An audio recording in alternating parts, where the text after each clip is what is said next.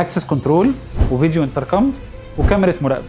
زي ما احنا شايفين الوحده قدامنا بينفع ان هي تشتغل بالفيس ديتكشن، فبمجرد ما تشوف الصوره بتاعتي هتبدا ان هي تدي ماتش سكسس، اتعرفت عليا فهتفتح لي الباب.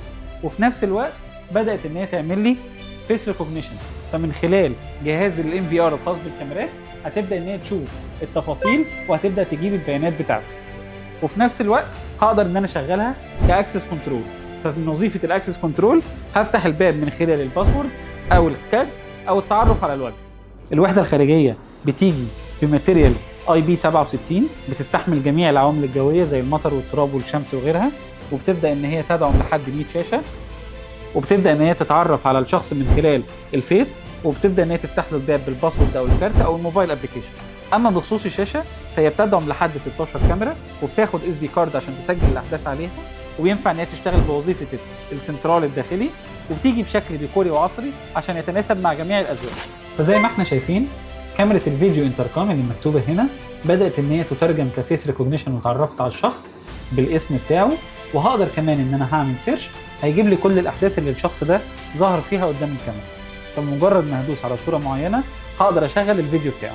وزي ما احنا شايفين الفيديو انتركام هيشوف اي شخص هيبدا ان هو يسجله على الام في ار ويديني ان هو سترينجر، فهبدا ان انا من هنا هدوس على علامه السيرش هيبدا يجيب لي كل المشاهد اللي ظهر فيها قدام الكاميرا.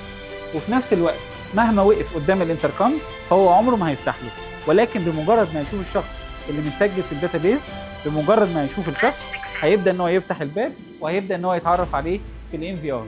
فوظيفه الفيس ريكوجنيشن والديتكشن والاكسس كنترول اتحققت كلها من خلال الوحده دي. ومن خلال الربط على الام في ار هقدر ان انا اعمل سناب شوت جاليري، وهبدا اشوف كل الناس اللي دخلوا او وقفوا خلال الفتره اللي متسجله على الام في ار قدام الفيديو انتركام. واي صوره من دول لو انا اخترتها وعملت سيرش هيبدا يجيب لي كل الاحداث اللي ظهر فيها الشخص قدام الكاميرا.